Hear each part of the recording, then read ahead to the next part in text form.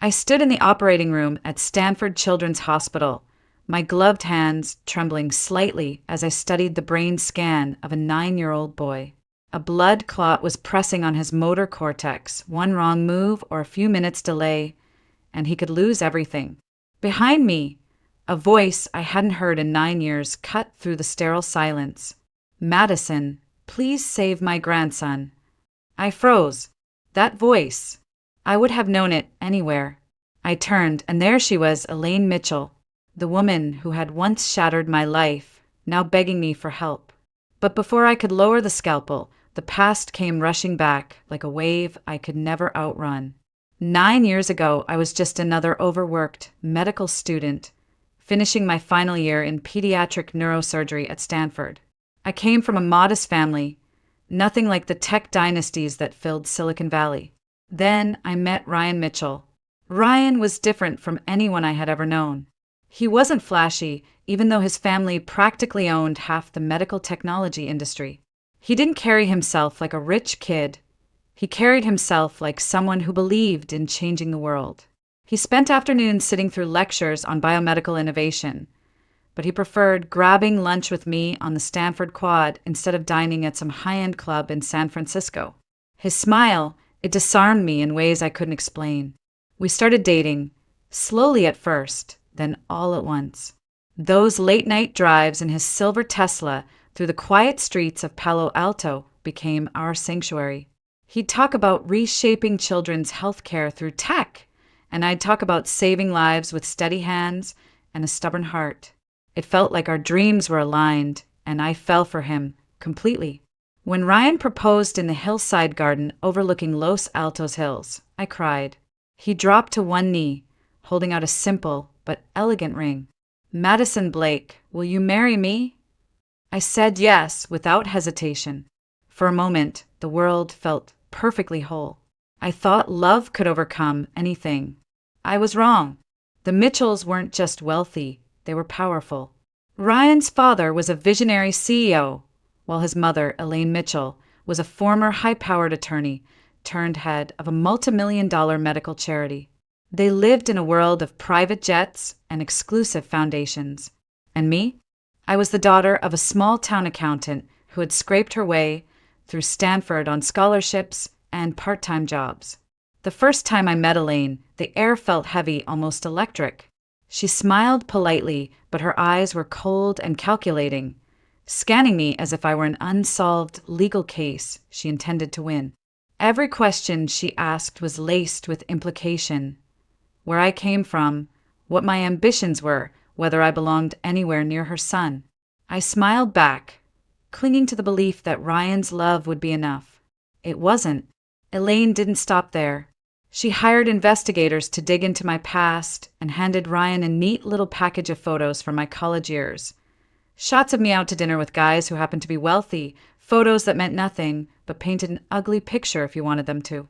Ryan showed up at my apartment one night, holding that stack of photos like evidence. "Madison, I just need to know, is what we have real? Or are you just looking for a way out of the life you came from?" His words cut deeper than any scalpel I'd ever hold. I couldn't believe he was questioning my love, not after everything we had shared.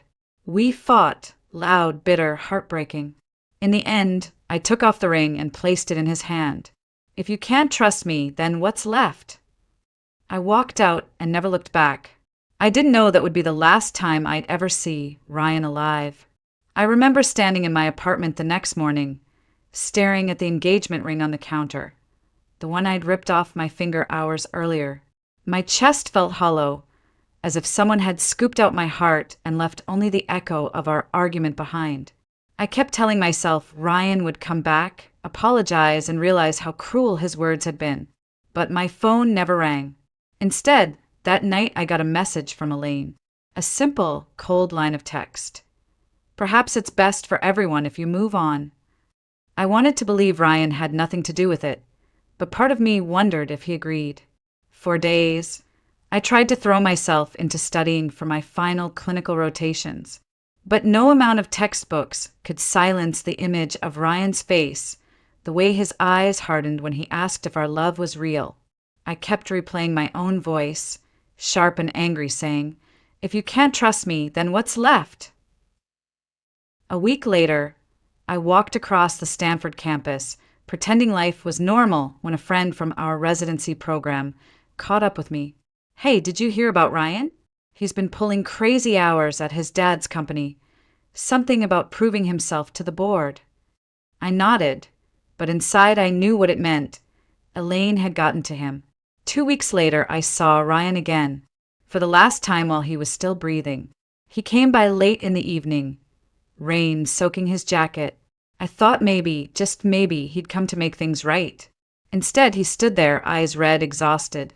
"Madison, maybe my mom's right. Maybe we come from two different worlds." I stared at him, barely able to breathe. "Are you saying you don't love me?" He shook his head. "I'm saying love might not be enough."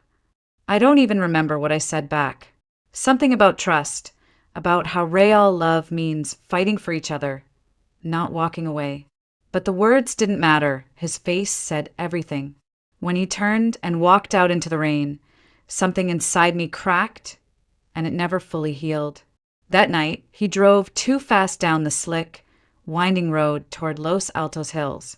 Witnesses said his car skidded, hit the guardrail, and flipped. The paramedics said he died on impact. I got the call at 2:13 a.m. "Are you listed as Ryan Mitchell's emergency contact?" the voice asked. "Yes, why?" "What happened?" "There's been an accident." "I'm sorry, ma'am, he didn't make it." My knees gave out, and I collapsed on the floor, the phone clattering beside me. The next morning, I went to the hospital where they'd taken him. My body felt like it belonged to someone else as I walked through those white halls, the smell of antiseptic thick in the air. At the far end of the corridor, Elaine stood waiting, her hair perfectly styled despite the chaos, her expression sharp enough to cut glass. When she saw me, her mouth tightened. "What are you doing here?" They called me. I was his emergency contact. My voice barely worked. Her eyes narrowed, and in that moment, all the polite masks she'd ever worn dropped away. You're the reason he was out there. You're the reason he's dead." The words hit harder than any physical blow. "Elaine, I never wanted this. Save your excuses." She stepped closer, her voice low, cold. "You latched onto my son because of who he was, and when things didn't go your way, you broke him. You killed him as surely as if you'd driven that car off the road yourself." I opened my mouth to protest, but nothing came out. She turned on her heel and walked away, heels clicking against the tile like a judge pounding the gavel. Guilty, case closed.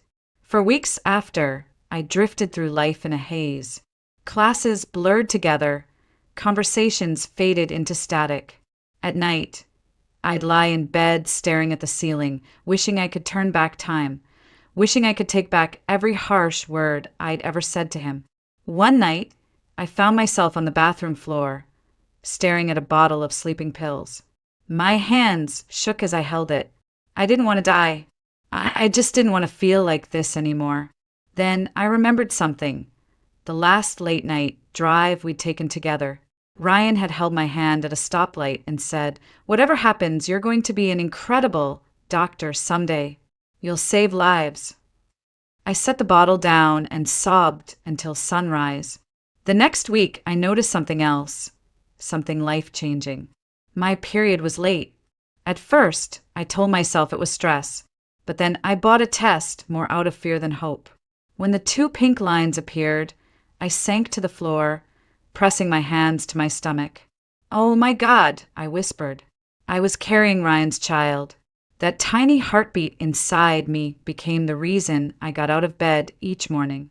For the first time since his death, I had a reason to keep going. But I had no idea that this miracle would soon turn into my greatest heartbreak.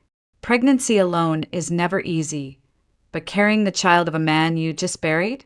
It's like running a marathon with broken legs. I dragged myself through each day, my belly growing as my grief settled deeper into my bones. Ryan's parents never reached out, not even once. Elaine made it clear at the funeral. Her cold eyes said everything. I wasn't welcome. So I focused on surviving. I worked long hours at a local clinic to pay the bills and pushed through my rotations at Stanford. Every night, I'd sit on the edge of my bed, one hand on my stomach, whispering, "We're going to be okay, little one. I promise." When the first kick came, I cried. For the first time in months, the tears weren't from grief, but something closer to hope.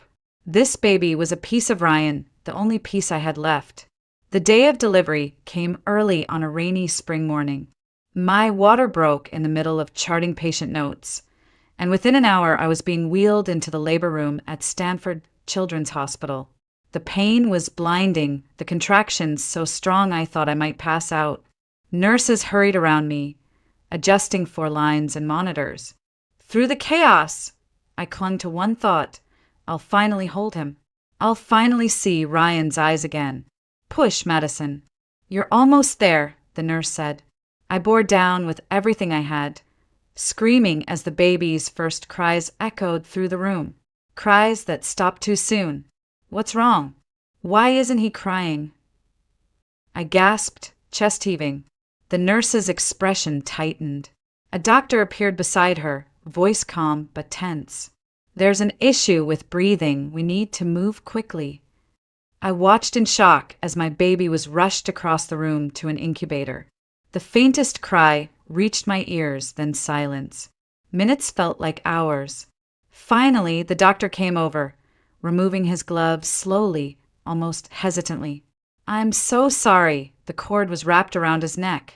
We did everything we could. Everything inside me broke at once. No, that's not possible. I heard him. He cried. The nurse tried to comfort me, but I thrashed, reaching for the incubator. "Let me hold him, please. Let me hold my baby." Instead of my son, I felt a sharp prick in my arm and a wave of sedation pulled me under. When I woke hours later, the room was silent, too silent. A bundle rested on a chair near the window, a tiny blanket folded neatly around a small, lifeless weight. I lifted the blanket, staring at the pale little face inside. But something in me screamed, "This isn't him. This isn't my baby," I whispered. The nurse exchanged glances with another staff member. "Madison, you've been through a lot. It's shock. This is your son." But I knew deep in my bones, this wasn't the child I had felt kick beneath my ribs, the baby whose heartbeat I had listened to at every appointment. This face was different. Grief swallowed my protest. I couldn't fight anymore. I kissed the cold forehead and whispered, "I'm sorry. I'm so sorry, baby boy." The funeral was small, just me and a few classmates who cared enough to come. Elaine never appeared, though later I learned she had sent flowers on behalf of the Mitchell family. I tore the card up before I even finished reading it. The weeks that followed were a blur of pain. I barely ate, barely slept. One night, I found myself sitting on the floor, clutching the tiny hospital bracelet they'd given me, the one that should have been on my baby's wrist. My world had already ended when Ryan died, but now it felt like fate had salted the earth so nothing could ever grow again. Yet somewhere inside, a small, bitter voice whispered, "You have to move. You have to keep going." So I did. But the woman I had been, she was gone. I didn't know it then, but the moment I blacked out after giving birth was the moment everything I believed about the world shifted. Later, I would learn pieces of the truth, whispers from a nurse who had retired, fragments of hospital records that didn't add up, and one devastating confession that came far too late. But back then, I thought my son had died. Elaine Mitchell had been there that night. I didn't see her. I was unconscious when it happened, but she was there. She had pulled strings to get into the delivery wing and spoken quietly to a doctor she had funded for years. "She's not stable," Elaine reportedly said. "You know what's best for the baby." Those words were all it took. In a world where donations and power spoke louder than ethics, decisions were made that erased my motherhood before it even began. When I woke up holding what I believed was my lifeless child, I accepted it because grief makes you blind. The nurse's eyes lingered on me longer than necessary, and I would later realize it was guilt, not pity, that filled them. But at that time, I didn't know. All I knew was that the only piece of Ryan I had left had been ripped away, and I had no fight left to stop it. Days passed like fog rolling over an empty city. I withdrew from everything, my friends, my studies, even the thought of ever loving again. My apartment became a place where silence screamed, and every corner held reminders of what I'd lost. The crib still in its box, the baby clothes folded neatly in drawers, the tiny shoes I had bought on a whim when I first felt him kick. But what I didn't know was that somewhere across town in the Mitchell estate, my baby, my Noah, was alive. Elaine had taken him home, given him another name, and introduced him to the world as her grandchild. For years, I buried myself in medicine.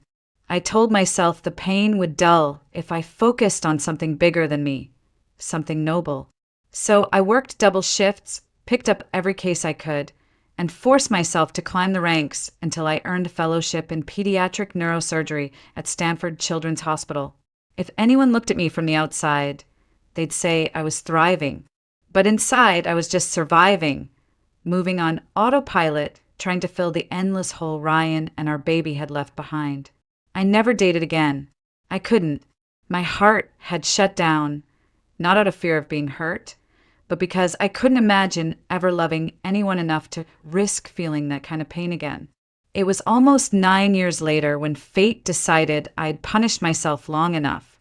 It was an ordinary Thursday morning, quiet except for the sound of my sneakers on the hospital floor. I was halfway through reviewing charts when the trauma pager went off. Child, male, 9 head trauma. Possible cranial bleed. Prepare or 3. I met the gurney at the door and froze. The boy had Ryan's eyes. My breath caught, my hands instinctively gripping the rail. "What's his name?" I asked the EMT. "Noah Mitchell," he said. The world tilted beneath me. Mitchell. My stomach clenched as if someone had sucker punched me. And then I heard it, the voice that had haunted my nightmares for nearly a decade. "Madison, please, save him." Elaine Mitchell stood there, older now, her hair streaked with silver, her face lined in ways wealth couldn't smooth away. But her eyes, they hadn't changed. I wanted to scream at her, to ask why she was there, why she still dared to speak my name. But the boy on the table groaned softly, snapping me back to reality. This wasn't about me. It was about saving him. "Get me a CT scan and prep for OR," I said sharply, my voice steady even as my heart thundered. During surgery, I shut out everything except the boy's fragile brain under my hands. Every move was deliberate, every suture precise. I didn't think about Ryan. I didn't think about Elaine. I didn't think about the life that had been stolen from me. But when the last stitch was tied and the monitor steadied, I allowed myself one glance at his face. His eyelashes fluttered, and for a second, I could almost believe it. Almost.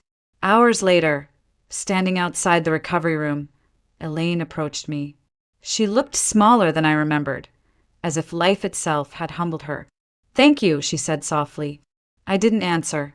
My eyes were locked on the boy through the glass. And then I saw it, a familiar hospital bracelet, old and worn, hanging from his wrist like a charm. My breath caught. That bracelet. I had made it 9 years ago, when I thought my baby had died. My hands shook as I whispered, "Where did he get that?" Elaine's face paled, her lips parting as if words were too heavy to form. When you lose everything, you either break completely or you rebuild into something unrecognizable. I chose the second option, though for a long time it didn't feel like a choice at all. After what I believed was Noah's death, I poured every ounce of grief and rage into medicine. It was the only thing that made sense, the only place where hard work still gave you predictable results. I spent years in windowless labs, sterile ORs, and libraries that smelled like paper and desperation. By the time I finished my residency, I was a machine. Colleagues called me the hands of glass and steel. Glass because of my precision, steel because of how unshakable I seemed during impossible cases. Patients' parents would clasp my hands and thank me with tears in their eyes, but their gratitude bounced off the hollow shell I had become. I didn't date. I didn't make small talk. I didn't go home for holidays because there was no home left, just an empty apartment and memories that clawed at me whenever I sat still for too long. But I climbed. Oh, I climbed. By 32, I had become one of the youngest attending pediatric neurosurgeons at Stanford Children's Hospital. People whispered about me in the halls, calling me brilliant, resilient, unstoppable. What they didn't know was that I hadn't felt truly alive in 9 years. And then came Noah Mitchell, the boy who turned all my carefully built walls to dust. When I had first seen him lying unconscious on that gurney, something deep inside me had shifted. At first, I told myself it was because of his eyes, the exact shade and shape as Ryan's. But that wasn't it. It was the way my hands trembled, just slightly when I touched his hair to check for scalp lacerations. It was the way my chest tightened every time his monitors beeped. And when I noticed that old, worn hospital bracelet on his wrist, my entire world tilted. I hadn't thought about that bracelet in years, but now it was all I could think about. I had made it myself, on the last day of my prenatal crafting class. A tiny blue cord with a single silver bead, etched with an N for Noah. My Noah. After the surgery, I tried to ignore the questions clawing at my brain. I told myself, coincidences happen. There are plenty of boys named Noah, plenty of families who donate to hospitals and get old bracelets as keepsakes. But deep down, something inside me whispered, no, Madison, this is him. That night, I went home and sat on the floor of my apartment, pulling out the shoebox I hadn't opened in years. Inside were all the memories I'd tried to bury. Ultrasound photos, baby clothes, and the matching bracelet I had kept for myself. I compared it to what I'd seen on that boy's wrist earlier that day. It wasn't just similar, it was identical, down to the tiny imperfection in the silver bead, the one I'd accidentally scratched when trying to engrave it by hand. A chill ran through me. I couldn't sleep. I couldn't eat. The next morning, I found myself in the hospital cafeteria staring at a cup of coffee gone cold, my mind replaying every memory from the day I gave birth. The sedation, the unfamiliar nurse, Elaine showing up at the funeral but never looking me in the eye. Pieces started snapping together, like a puzzle I hadn't realized I was solving. Elaine had been there. Elaine had influence. Elaine had hated me enough to say I didn't belong in her family. What if my son had never died? That question was still echoing in my head when I saw Elaine again in the hallway outside Noah's recovery room. She looked smaller somehow, older, like time had been unkind in ways even her money couldn't fix. Her eyes met mine, and for the first time in 9 years, I saw something I never expected from her. Fear. Elaine, I said, my voice steady despite the storm inside me. We need to talk. Elaine stood frozen when I said those words. For years, I had imagined what it would feel like to face her again, the woman who had looked at me as if I were a stain on her perfect life. I thought I'd feel rage or maybe satisfaction. Instead, I felt empty, like someone bracing for an impact that had been coming for nearly a decade. She cleared her throat, the same crisp, commanding sound I remembered from the funeral. This isn't the time, Madison. My grandson just went through major surgery. Your grandson? My voice cracked, sharper than I intended. That bracelet on his wrist. Where did it come from? Her eyes flicked away for half a second, and in that tiny break of eye contact, I saw it. Guilt. I don't know what you're implying, she said, her voice thinner now, but you saved his life. That should be all that matters. No, I stepped closer, lowering my voice. 9 years ago, I gave birth at this hospital. My son, was declared dead because of a cord accident. And yet your grandson has the same bracelet I made with my own hands before he was even born. How is that possible, Elaine? How? For the first time in her life, she looked cornered. Elaine Mitchell, the woman who could shred opponents in courtrooms and charity boards alike, actually stepped back. Her perfectly composed mask cracked, and I saw something behind it, fear and shame. She tried to recover. Madison, you were sedated. You'd been through trauma. You don't know what you saw. I know exactly what I saw. And I know you were there that night. My voice shook, not from uncertainty, but from finally saying aloud what I'd buried for nearly a decade. You took him, didn't you? You took my son. Her lips trembled, but she stayed silent. That silence told me everything. I leaned against the wall, dizzy. Why? Was hating me that much easier than letting your son marry someone you thought wasn't good enough? You thought stealing my child would fix what? Your reputation, your grief. Elaine's hand flew to her mouth as if holding back tears.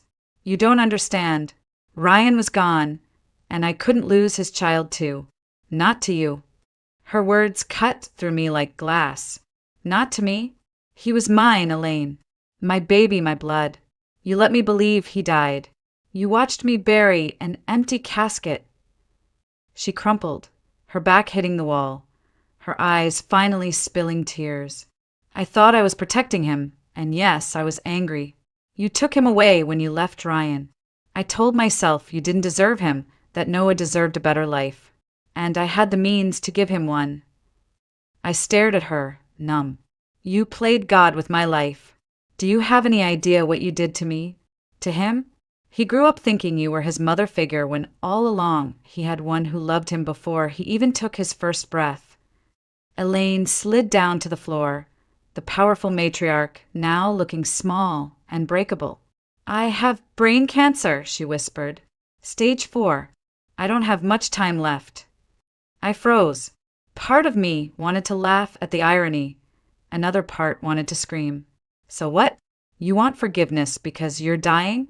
Because now it's convenient to admit what you did. She shook her head weakly. No, I want him to know the truth. I want him to know you. I was wrong, Madison.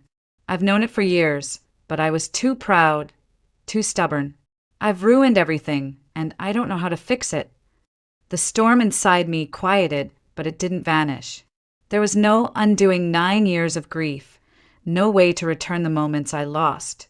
His first words, his first steps, his first day of school. Yet, as I looked through the glass at Noah, sleeping peacefully after surgery, something softened in me. For 9 years, he had been safe, cared for, loved, even if it was by the woman who had stolen him. I crouched down so I was eye level with Elaine. You tell him, I said firmly.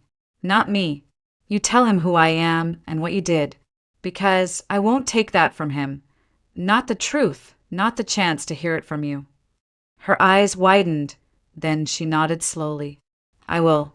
I promise. I stood and walked toward Noah's room. I placed my hand on the glass, looking at his tiny chest rising and falling.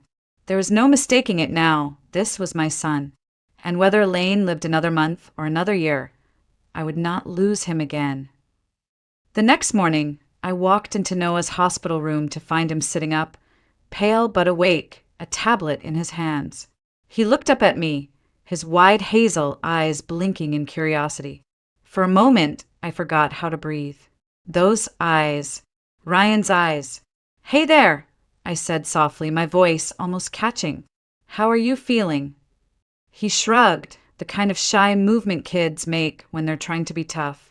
My head hurts, but Grandma says I'm brave. Grandma. My chest tightened, but I smiled anyway. She's right about that. You were incredibly brave yesterday.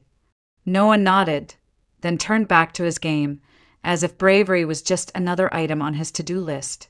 Behind me, I heard the slow tap of a cane, Elaine, moving slower than I'd ever seen her. She looked fragile, wrapped in a soft gray shawl, her usual perfection dulled by illness and guilt. Noah, she said gently, taking a seat beside his bed. There's something we need to talk about. Something important. He looked up again, eyebrows furrowing. Is it bad news? No, sweetheart. It's about family. She glanced at me, her eyes brimming with tears, then back at him. Do you remember how I told you your mom passed away when you were born? He nodded cautiously. That wasn't true, she whispered. Noah stared at her, confusion flickering across his face. What do you mean? Elaine swallowed hard, her hands trembling. Your mother didn't die. She's alive, and she's standing right here. Noah's gaze swung toward me, his lips parting slightly. You're my mom? I stepped closer, every muscle in my body trembling. Yes, Noah, I'm your mom. I've loved you since the moment I knew you were coming into this world, and I never stopped. He blinked, trying to process something no 9-year-old should have to. But Grandma said, she lied. Elaine interrupted, voice breaking. I lied, Noah. I was angry and scared, and I did something unforgivable. I took you from her. I thought I was protecting you, but I was wrong. I was so wrong. The room went silent except for the rhythmic beep of the heart monitor. Noah stared at both of us, his small hands twisting in his lap. So, you're my real mom? Yes, baby, I whispered, my knees bending so I could be level with him. I'm your mom. I missed your first words, your first steps, your first day of school, because I didn't know you were alive. But I'm here now, and I'm never leaving you again. Noah's lip trembled. Then he said the one word I had dreamed of hearing for 9 long years. Mom! I wrapped my arms around him, holding him gently so I wouldn't hurt his head. His small arms circled my neck hesitantly at first, then tighter, warmer, more certain. When I looked up, Elaine was crying silently. She reached out a hand, and I took it, not in forgiveness, but in acknowledgement of what this moment meant. Over the next few days, Noah and I talked for hours. He asked questions, some easy, some hard. Why hadn't I been there? Why did Grandma say I was gone? Did I love him? Would I take him away from everything he knew? I answered every question with honesty. I didn't know Noah. I thought you were gone. But now that I have you, I won't let go again. And yes, I love you. More than anything. Elaine spent most of her time quietly watching us, her illness seeming to progress faster, as though confessing had finally let her body surrender. One evening, she took my hand and whispered, Thank you for not hating me enough to keep him from me now. I didn't know how I felt about forgiveness yet, but I knew this. Hate wouldn't raise Noah into the kind of man Ryan would have wanted him to be. The day before Elaine was discharged to hospice, she called Noah to her bedside. Be strong, sweetheart, and listen to your mom. She's everything I wasn't brave enough to be. He nodded, eyes glassy, and hugged her tightly. For the first time, I saw something genuine between them, not built on lies or control, but on truth finally spoken aloud. As I tucked Noah into bed that night, he whispered, Mom, can we start over? Like from today. I kissed his forehead, tears burning my eyes. Yes, baby, from today. Elaine passed away 2 weeks later. It was quiet, almost peaceful, like a candle flame finally surrendering after burning too brightly for too long. She had requested hospice care at home, and I stayed with Noah through it all. I didn't do it for her, I did for him. On her last night, Elaine asked to see me alone.